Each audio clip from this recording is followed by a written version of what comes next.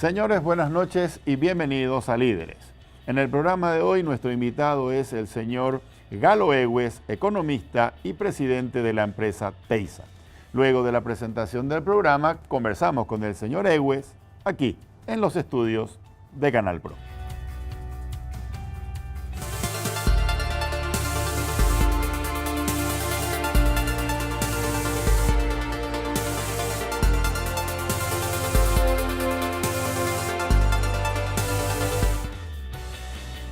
Ya estamos en compañía del señor Galo Egues.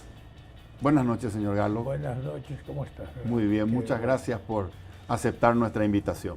Muchísimas gracias, aquí estamos a la orden. Gracias, señor Galo. Me siento honrado estar acá contigo y con los televidentes también. Igualmente honrado también nosotros. Muchas gracias.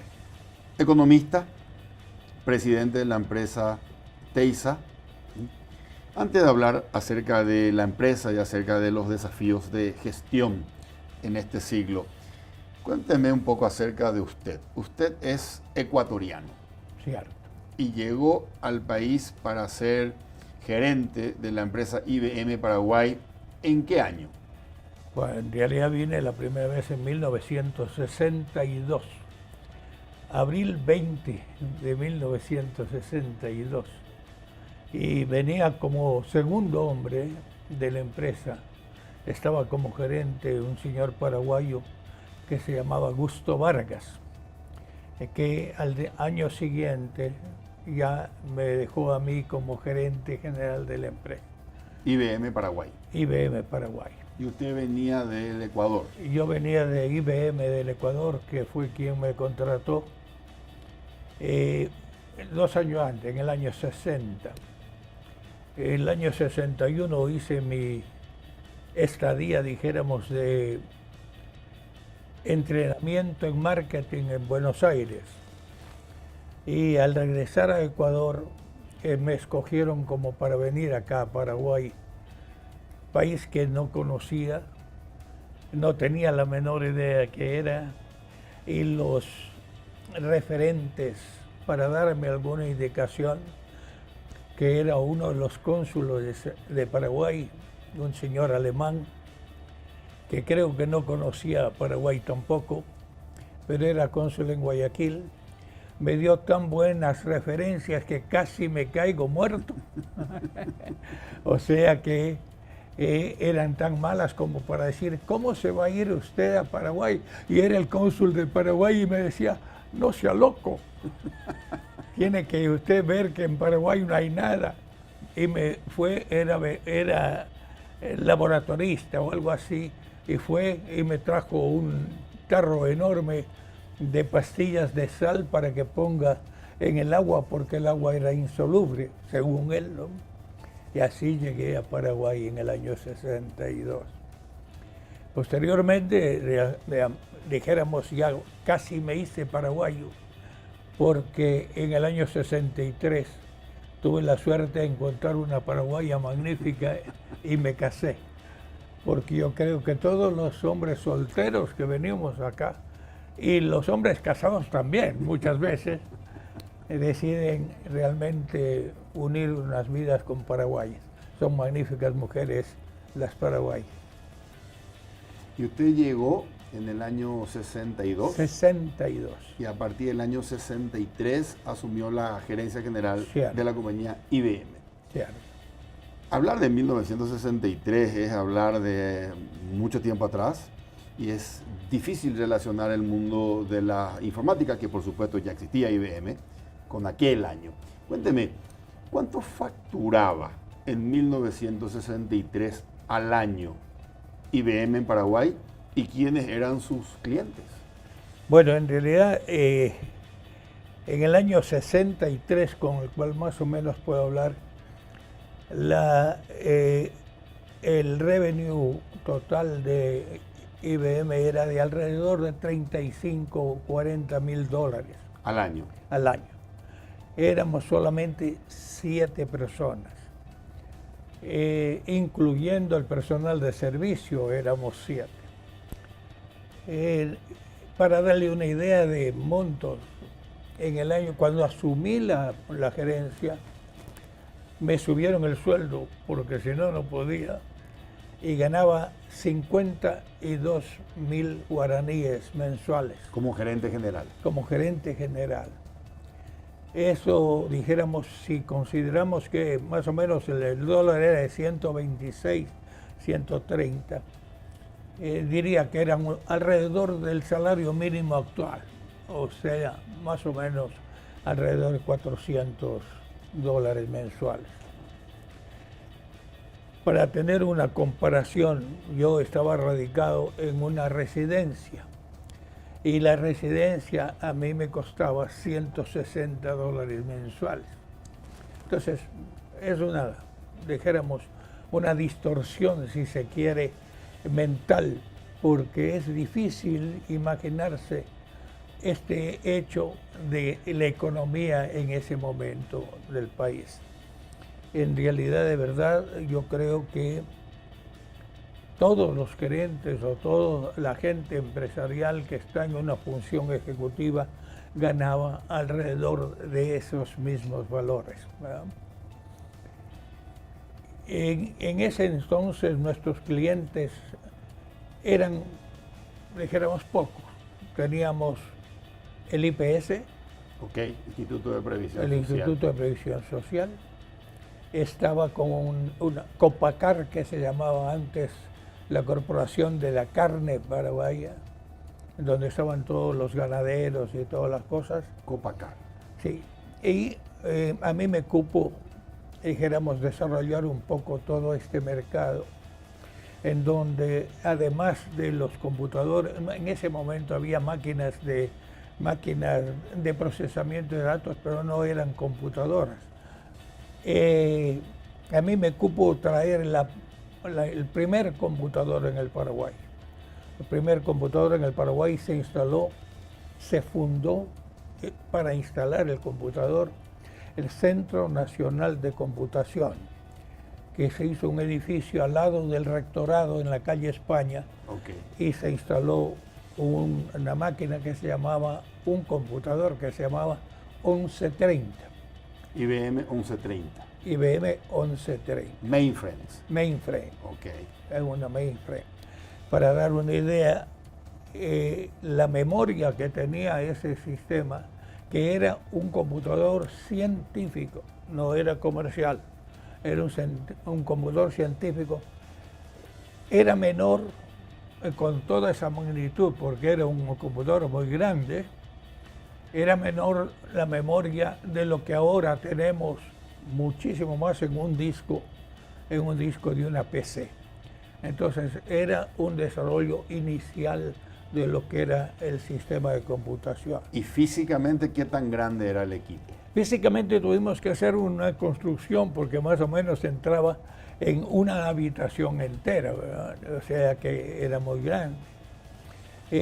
Me acuerdo que en esa época los tres que inauguraron, que decir, que fueron los desarrolladores de la idea, era el ingeniero Horacio Feliciangeli, el ingeniero José Luis Benza, el ingeniero Luis Fernando Meyer y yo. Éramos los cuatro que estábamos metidos. Después entraron otros más.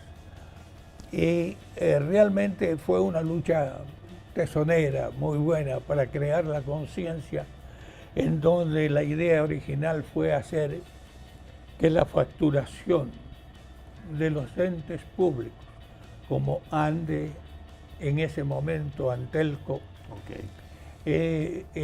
Agua Potable, que era Corposana, todos ellos hicieran su facturación en el Centro Nacional de Computación, cosa que nunca se dio. Desgraciadamente, ya después vinieron otros intereses y se dedicó específicamente el computador a la enseñanza y a ver realmente programas científicos. ¿Cuánto costaba un computador como ese en aquella época? Más o menos ese computador, si no me equivoco, valía alrededor de $80.000. Posteriormente se trajo también bajo una donación de IBM con una entidad, dijéramos, extranjera, se trajo para el Centro de Estadística y Censos un computador mucho más grande y que ya sobrepasaba los $100,000.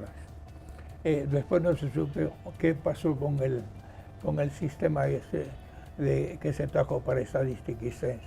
Venía en una forma temporal, pero entiendo que se donó después y no se retiró, no pasó, dijéramos, las fronteras nuevamente. Estamos hablando que en aquella época, señor Galo, traer esos equipos al país era traer la innovación. Cierto, absoluto. Era la tecnología de punta en ese momento. Cierto. Señor Galo, ¿y cuánto tiempo estuvo usted al frente de IBM Paraguay? Bueno, y yo tengo dos etapas. La primera etapa en donde mi contrato era por 3 años mínimo y 5 máximo para desarrollar justamente el país, y yo estuve 5 años. O sea, en el año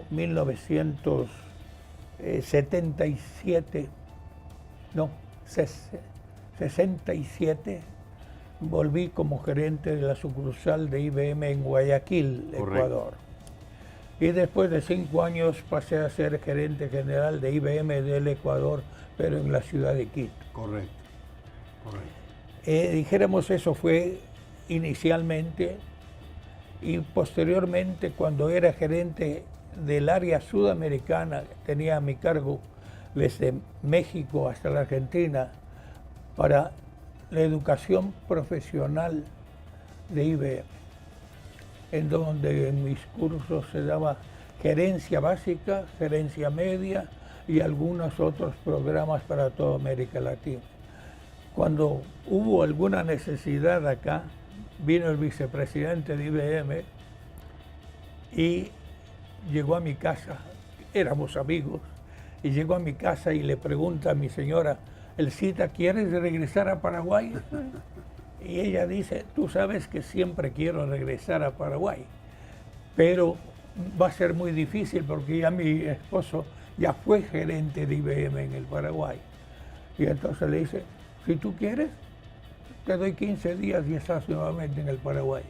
Pero era una conversación del vicepresidente de IBM con mi señora. Y yo estaba ajeno al problema. Pero para no alargar el cuento, a los 15 días ya estaba certificado que venía acá. Y eso fue en enero de 1980. Pasando el tiempo, ya dijéramos... Volvió a asumir la gerencia general. Volví a asumir la gerencia general. Y pasando el tiempo, ya se desarrolló un poco más. Todavía era un mito IBM, una anécdota. Estábamos en una recepción en la embajada de Bolivia, que no era embajada, era solamente un encargado de negocios. Se llamaba Gastón Nava Pacheco.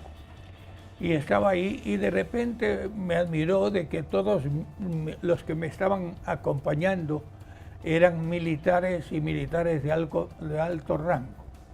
Entonces estábamos conversando tranquilamente, tomándonos un whiskycito, y de repente uno de ellos me pregunta, dígame usted, ¿por qué está el FBI aquí en el Paraguay? Entonces yo le digo, no tengo la menor idea. Y dice, ¿cómo que no? ¿Usted no es representante del FBI? No, yo soy gerente de IBM, cosa completamente diferente. Pero de todas maneras, para que vea cómo era en ese momento las cosas. ¿Y se quedó hasta qué año? ¿1980 hasta? Hasta, bueno, cuando me jubilé, entre comillas, de IBM en el 1985. 1985. Yo permanecí en IBM 34 años. O sea, fui gerente desde el vamos, dijéramos, hasta 1985, en donde me jubilé como IBM. Cuando llegó por primera vez, principio de los 60, la facturación anual de la compañía estaba entre 35.000 y 40.000 dólares al año. Cierto. Y cuando se retira en el año 85, ¿cuánto facturaba la compañía? El año 85 IBM facturó alrededor de 13 millones de dólares. 13 millones de dólares. Sí, o sea, fue un salto exponencial. Correcto. Y yo llegué con 7 empleados y cuando me retiré de IBM éramos 32. O sea que la productividad per cápita de IBM en ese momento era una de las mejores. Correcto. Cuando usted se retira, mediados de la década de los 80, ya era el auge de las AS400. Cierto. Correcto. Cierto. Ya habíamos tenido alguna otra experiencia con una 360. Había habido una IBM que recién salía de las tarjetas muy chiquitas, que era el sistema 3000, que después IBM retiró de mercado, y entonces vino la S400, que fue un boom en todo el mundo. Yo creo que hasta hace poco todavía se vendía las famosas AS400. Señor Galo, ¿cuál fue el equipo o la computadora IBM más cara que haya vendido IBM en Paraguay y quién la compró?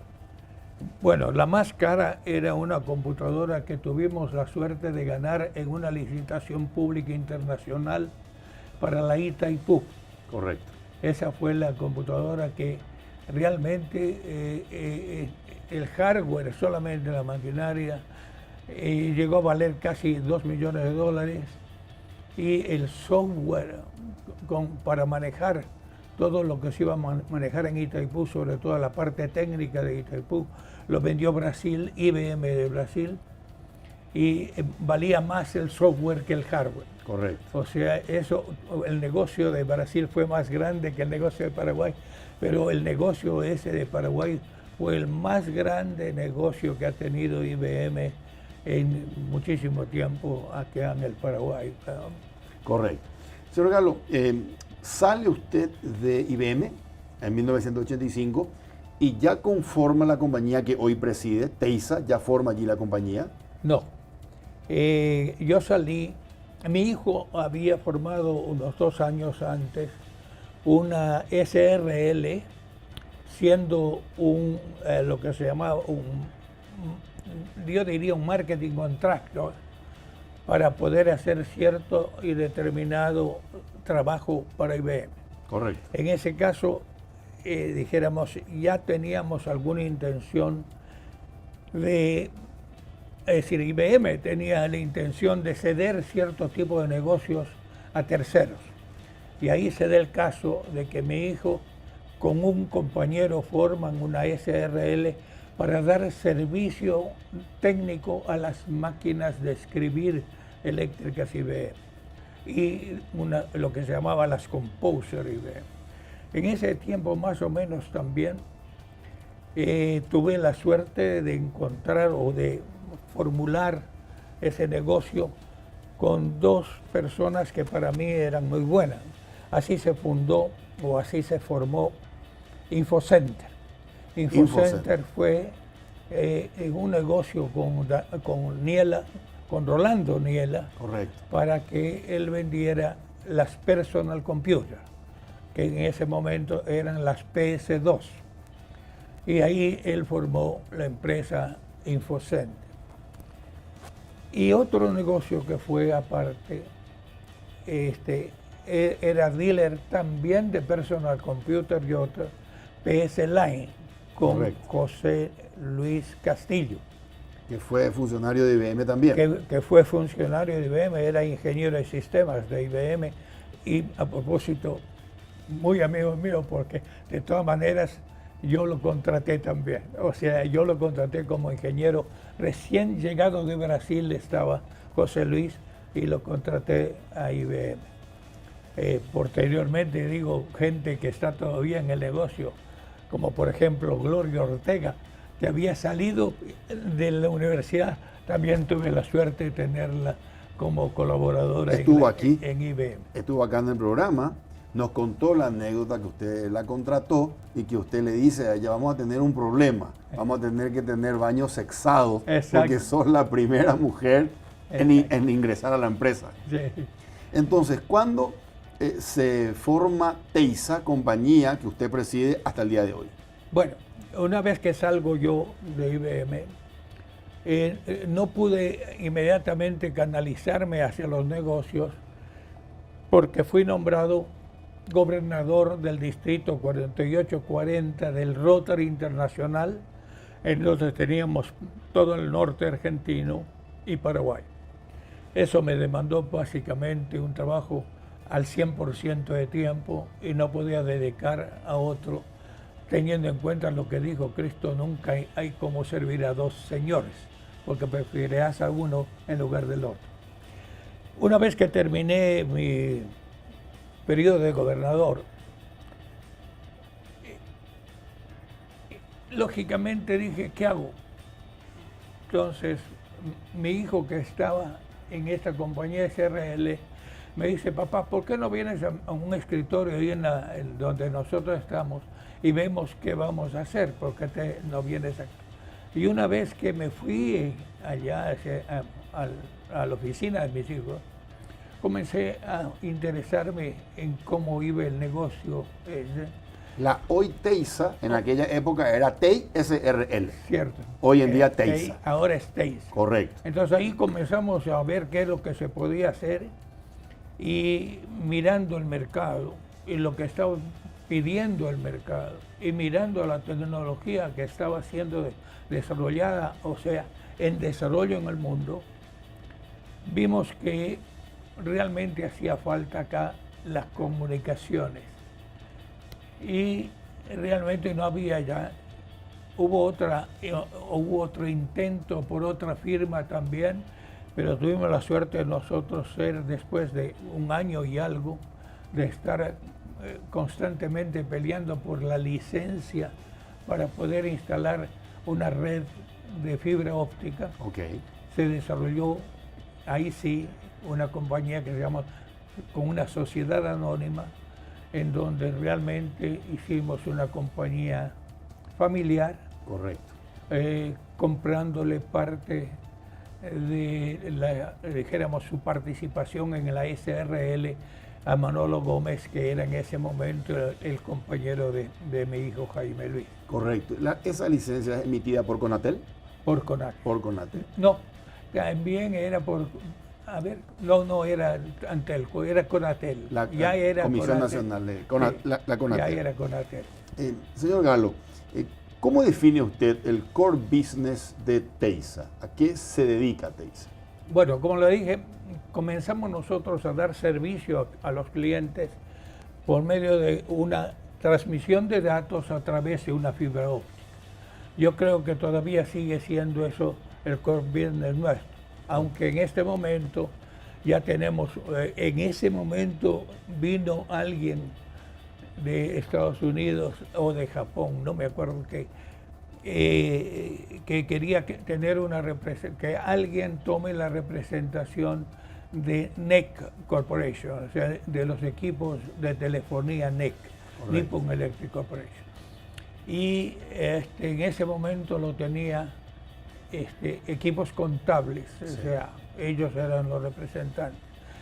Pero no sé por qué quisieron tener un cambio de distribuidor y nos eligieron a nosotros, que estamos siendo todavía los dijéramos, representantes. Hasta hoy en día. Hasta hoy en día. Cuando usted habla de comunicaciones a través de la fibra, ¿estamos hablando de acceso a Internet?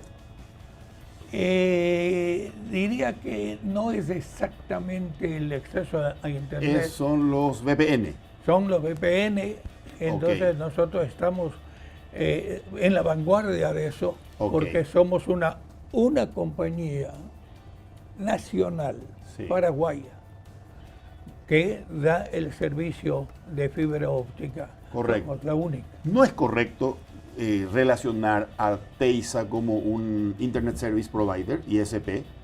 ¿No son o sí lo son? Yo diría que sí somos en cierto sentido un ISP. O sea, pero no es dijéramos, no está exactamente en esa dirección la nuestra, ¿no? Correcto. Es la dirección de decir, pongamos un banco que antes tenía muchísimas dificultades para la atención permanente de los clientes. Sí.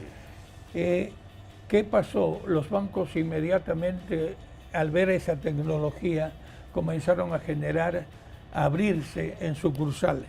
Sí. Pero cada sucursal tenía la dificultad de comunicación con la matriz.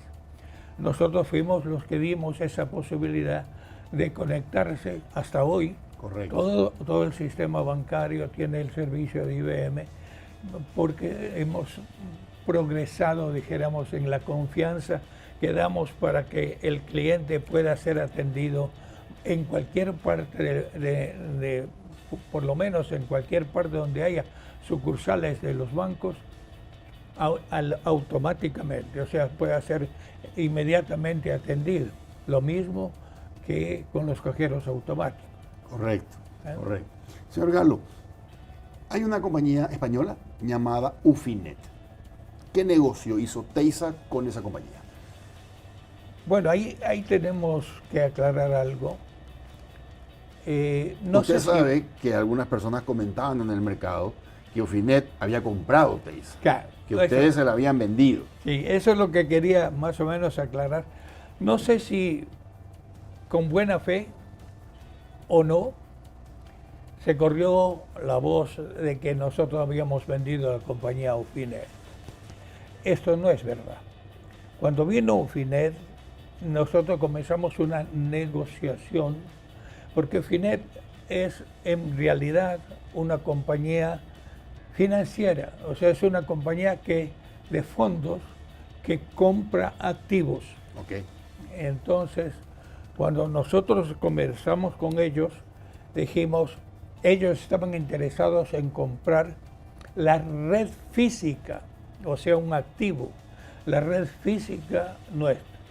Y entramos en fibra óptica. La fibra óptica, la red que aproximadamente 1.000 y algo, 1.200 kilómetros de fibra óptica.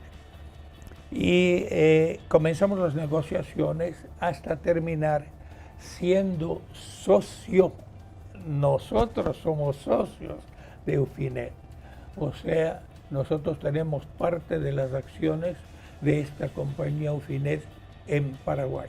Correcto. Porque Ufinet está en Europa y en América también, en casi todos los países de América también. Esa negociación y ese acuerdo es 2019 o el año pasado. Hace 1 año y medio, hace 2 años, pongamos. 2017. 2017. Correcto, sí. Correcto. Más o menos marzo de 2017. Aparte de Paraguay, Teysa, ¿tiene inversiones en otros países? Ciertamente. Nosotros hemos hecho dijéramos, una experiencia de salir de Paraguay para otros mercados y en principio nos habían ofrecido, y lo tenemos, ser representantes de alguna de las empresas como NEC, por ejemplo, para Centroamérica. Y entonces, viendo esa posibilidad, comenzamos a examinar el mercado panameño. Panamá.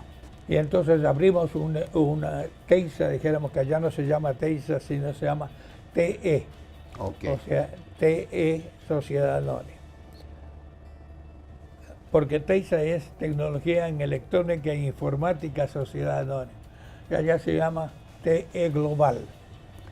Esa TE Global recién la abrimos el mismo año que con Ufinet, en el año 2017. Ya tenemos prácticamente 2 años. Tenemos en desarrollo algunas buenas perspectivas. Hemos sido los que proveímos de fibra óptica entre lo que es Panamá, Ciudad de Panamá y Colón. Correcto. Entonces ya estamos desarrollando eso que nosotros creemos que es un main, dijéramos, business. Correcto. Para nosotros, ¿verdad? Pero todavía creemos que... ¿Cuánto invirtieron en Panamá, señor Galo? Bueno, en realidad no diría cuánto, así decir hemos invertido tanto, porque hemos ido invirtiendo conforme la necesidad. Y yo diría que hasta este momento debemos estar alrededor de entre $500,000 más o menos la inversión que hemos hecho allá. Correcto. ¿Cómo vislumbra usted el futuro? De aquí a los próximos 5 o 10 años, el futuro del negocio de la conectividad. Bueno, realmente yo creo que el mundo está yéndose a un estado en donde ya no se necesita esta conectividad física que nosotros estamos viendo con las redes. En este momento realmente el mundo está tendiendo a hacer los negocios en la nube, lo que se llama negocios en nube. Uno de los negocios más fáciles de localizar de lo que es la nube, usted paga $9.99 mensual y puede ver cualquiera de las películas que existen en este momento en el mundo a través de Netflix. Okay. Entonces, ya no necesita tener un disco duro o comprar en el mercado un disquito, un disqueto, lo que sea, para ver una película. Simplemente tener la conexión en nube con Netflix y ver cualquier película. ¿Y eso cómo impacta en negocios como el suyo? Esta tendencia. En negocios como el mío no. Es decir, en el sentido de lo que tenemos ahora, yo creo que va más. Pero desde el punto de vista de negocio, de comunicación o de servicios, sí está en nuestra mente, porque ya hoy tenemos clientes que utilizan a través de esa nube nuestro computador en nuestras instalaciones y ellos reciben el servicio en sus propias instalaciones. Entonces, ellos lo que han hecho es lo que antes IBM hacía también, en el sentido de decir, ya no necesitan comprar la máquina en sí, lo que compran en sí es el servicio de conectividad. Entonces yo creo que el mundo está yendo hacia allá. Próximamente usted verá que, dijéramos, acá se va a crear un mercado muy grande de ese tipo de negocios. Tenemos Amazon y tenemos muchísimas firmas. Usted puede comprar cualquier cosa por Amazon en cualquier parte del mundo. Es cierto. Entonces ya no necesita irse a la tienda. Y aquí mismo nuestros supermercados están haciendo ahora que puedan hacer a través de internet, puedan hacer los pedidos y el supermercado les mandará lo que han comprado a su propia casa. Entonces, yo creo que hacia allá está yendo la tendencia de la inversión en sistemas, la inversión en SI, dijéramos, ¿no? Sí. Entonces, yo pienso que todas las firmas que tengamos algo que ver con la tecnología, vamos a tener un amplio campo para desarrollar posteriormente, ¿verdad? Permítame preguntarle algo. ¿Qué rol juegan las telefónicas en este negocio? ¿Son competidoras de Teisa? Yo diría que en un aspecto sí, dijéramos, ellos tienen la de ganar, que es toda la comunicación de Internet. O sea, en general nosotros no estamos dando ese servicio porque es personal. Entonces, pero nosotros también tenemos la posibilidad de hacerlo. Pero dijéramos, ellos están trabajando en un mercado, dijéramos, en donde ofrecen un servicio a menor costo por la gran cantidad de gente que tienen.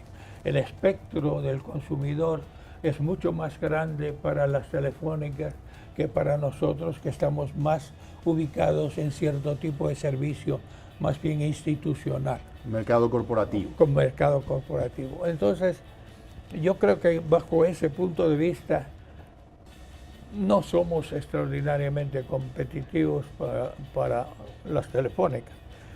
Lo que sí, las telefónicas tratan de estar también, de ofrecer servicios que nosotros ofrecemos. O sea, nosotros somos, como dijéramos, una piedra en el zapato de las telefónicas. Pero hay una cosa.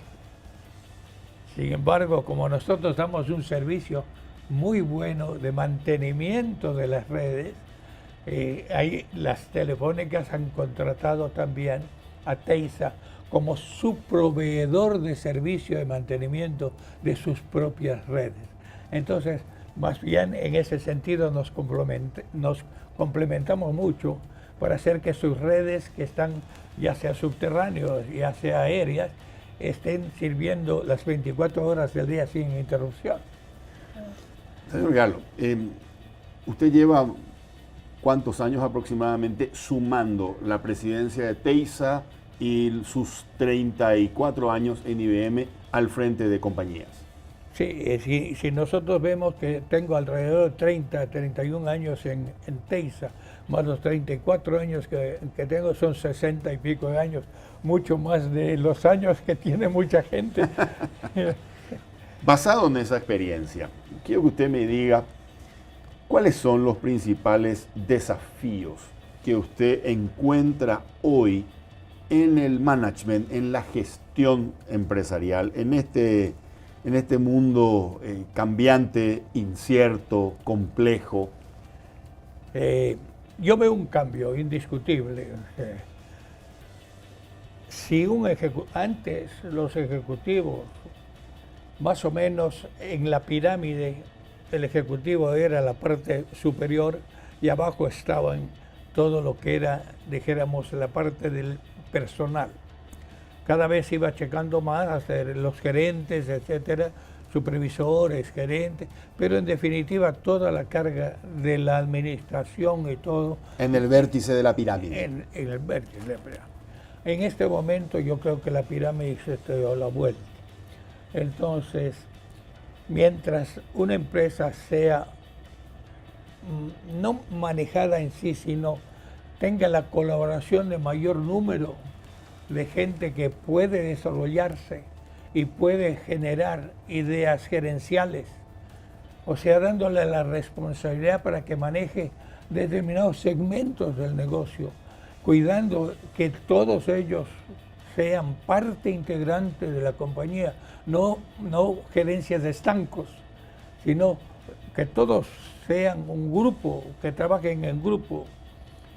Yo creo que va a ser mucho más fácil manejar negocios más grandes, mientras más posibilidades demos de que los ejecutivos sean bien entrenados para los efectos que se quiere desarrollar en las empresas.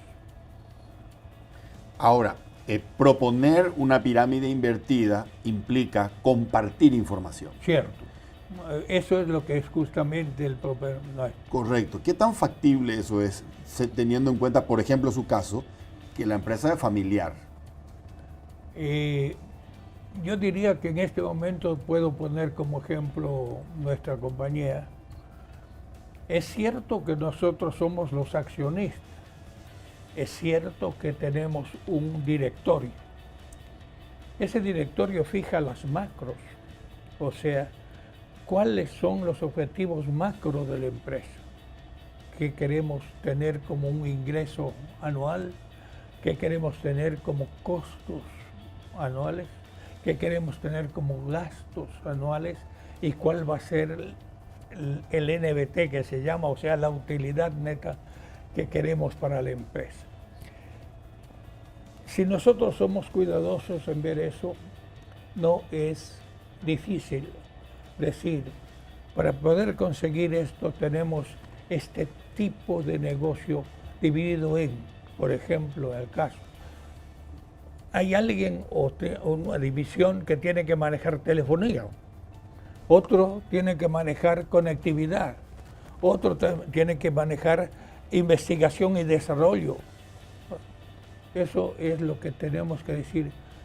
Tú tienes un objetivo en esto, un objetivo en este otro, un objetivo, y dejar que esos gerentes vayan desarrollando su propia creatividad para poder hacer. O sea, lo macro, lo grande, eso sigue teniendo de la potestad y todo el directorio. Okay. Pero la ejecución de esas ideas tiene que fluir de las partes que son responsables del negocio en cada una de las áreas que están desarrollando.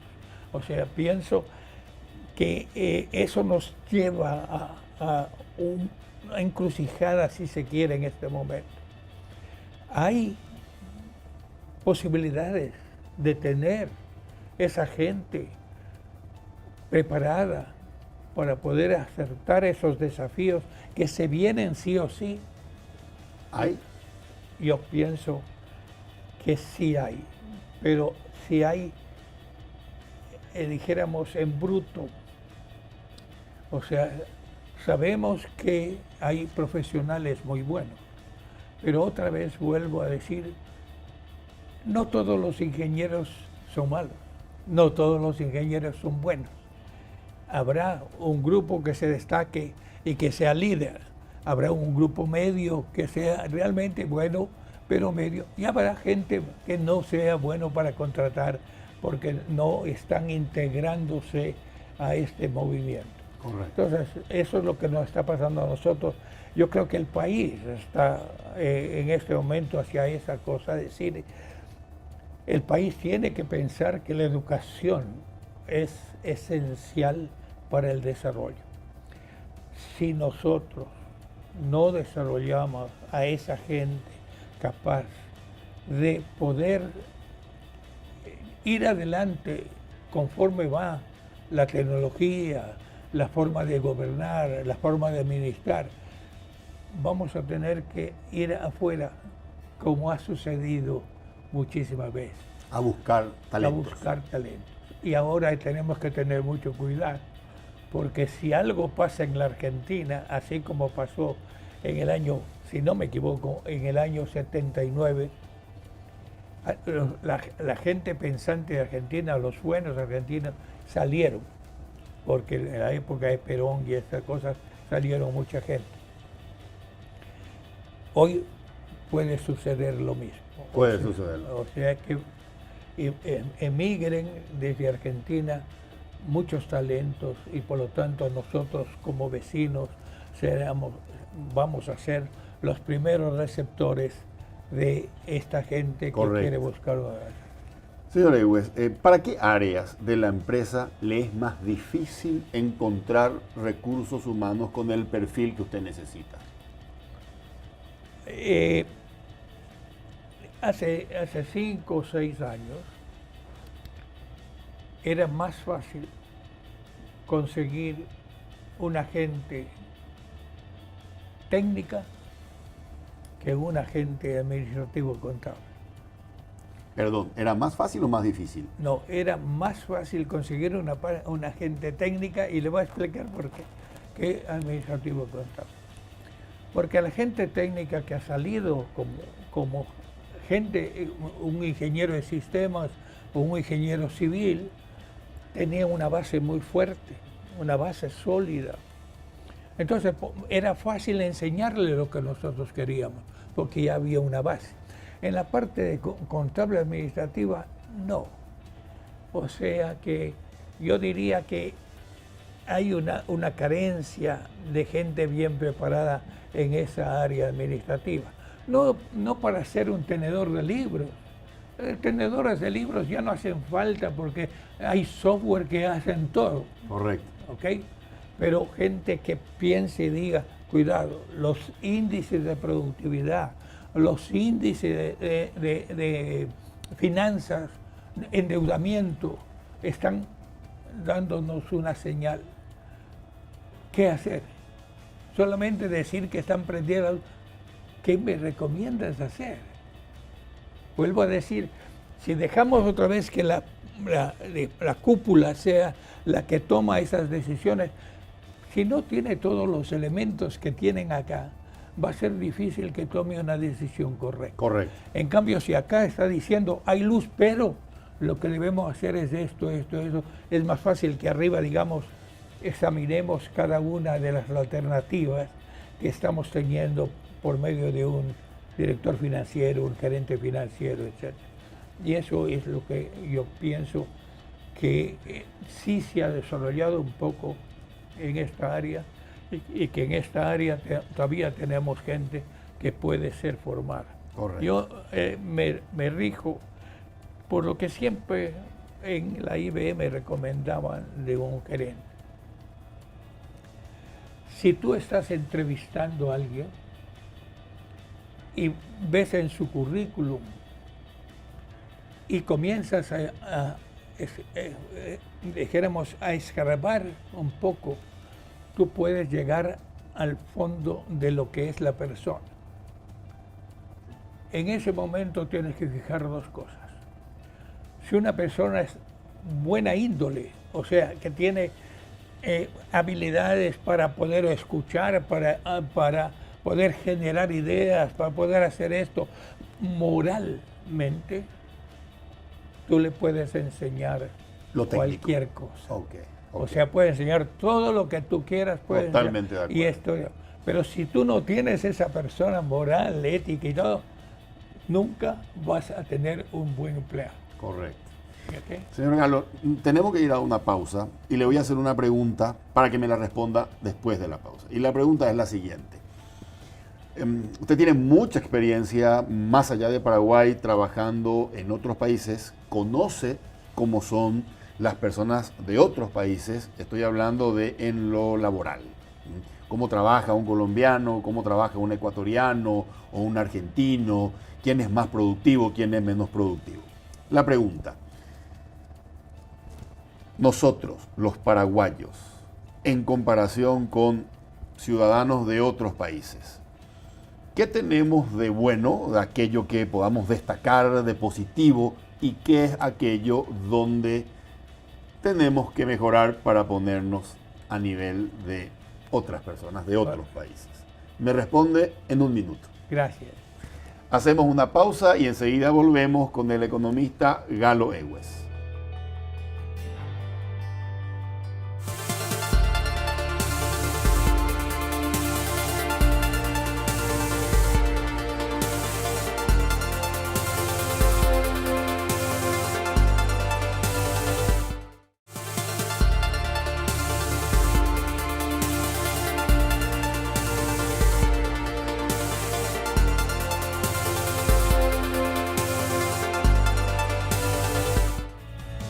Seguimos en compañía del economista Galo Egues.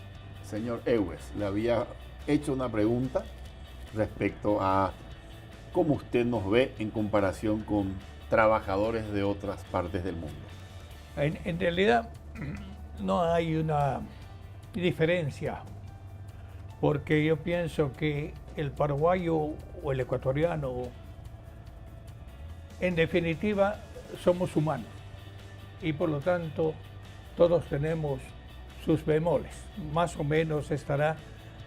Lo que sí veo de diferencia, y eso hago mención a un libro que estoy leyendo, que se llama El paraguayo que queremos, escrito por Aníbal Romero. Ahí tienes, dijéramos, las virtudes y los defectos del paraguayo. Y él da unos 5 puntos que deberíamos mejorar para el gran mundo que se está desarrollando. La primera cosa que yo veo que el paraguayo es, a mí particularmente me ha tocado vivir, la solidaridad del paraguayo no se ve muy fácilmente. O sea, no se ve en otras partes esa solidaridad. Sin embargo, cuando se trata de trabajo, ¿qué debe mejorar? Ver el conjunto y no la individualidad. O sea, ver el bien social, el bien de los demás y no solamente el bien de uno. Y para eso yo decía, normalmente vemos que en el Paraguay, como en ninguna otra parte, yo creo que la otra parte que se parece un poco es la Argentina, que cuando alguien está sobresaliendo, ya sea en la política, ya sea en la empresa, ya sea en el fútbol, cuando alguien está sobresaliendo, normalmente tiene 10 que están tratando de bajarlo. Es como una escalera de gallina, dijéramos. Bueno, todo el mundo, la gallina va subiendo, pero los demás le van bajando a la gallina. Y en el medio queda la suciedad que hay para bajarlo. En general, el paraguayo es bastante cruel con relación a los demás. No le importa cómo lo haga, pero trata de vencerlo de cualquier manera. Entonces, eso para mí es un punto que debemos mejorar. Debemos tratar de alguna manera, con educación, con sermones, si se quiere, de la parte religiosa, hacer que la gente comprenda que lo principal es el bien común y no el bien individual. Con relación a lo que nosotros debemos hacer, creo que todo el mundo está poniendo en la mesa, todo el mundo, y se oye todos los días, y se lee todos los días. Paraguay necesita mejorar la educación. Entonces, ese punto, dijéramos ya remanido absolutamente por el hecho de que todo el mundo habla sobre eso, pero nadie hace nada sobre eso. Padre Montero Tirado una vez decía, debemos hacer una modificación al sistema educativo. Pero él mismo decía, tenemos que tener la conciencia todos para, una vez con la conciencia unida, podamos sacar un programa de cambio de la educación. Okay. Mientras haya chispazos, bengalas, esto no va a llevarnos a ninguna otra parte. Y cada vez más, vuelvo a repetir, las empresas desarrollándose como se están desarrollando ahora, con nuevos negocios absolutamente que antes ni los vislumbrábamos, vamos a necesitar cada vez más de gente preparada y sobre todo de gente moralmente buena. Entonces yo pienso que esas son las virtudes y lo que deberíamos mejorar como paraguayos para el mundo que se va a venir adelante.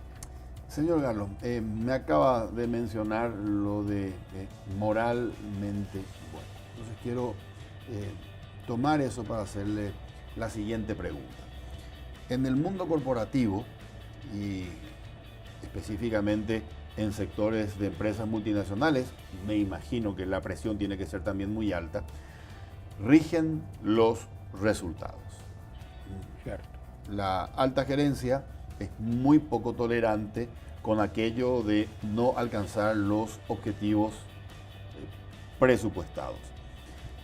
En definitiva, alcanzar los objetivos se convierte en una obligación y es tanta la presión que muchas veces importa poco el cómo, lo que importa más es alcanzar los objetivos. ¿Cuál es su visión al respecto? ¿Qué tolerancia en una multinacional hay con respecto a no cumplimiento de objetivos? ¿Y cuán maquiavélica es la gestión gerencial hoy? Bueno, yo creo que tiene toda la razón. En general, las empresas multinacionales o las empresas que tienen una orientación netamente metálica, sí, dicen hay que cumplir, hay que conseguir tal beneficio. Yo volví a decir que en las macros que tiene la empresa se debe fijar muy bien lo que son los ingresos, costos, gastos. Correcto. Para tener un LBT.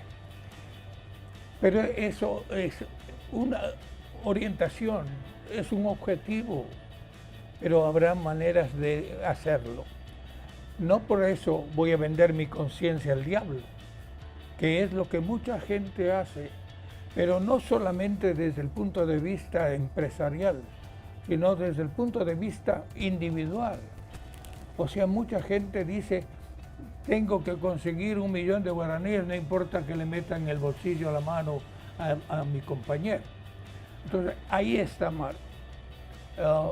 Yo creo que en este momento hay un movimiento de gente joven, entre los cuales yo les puedo decir están mis hijos, en donde no es un fin el conseguir un resultado monetario.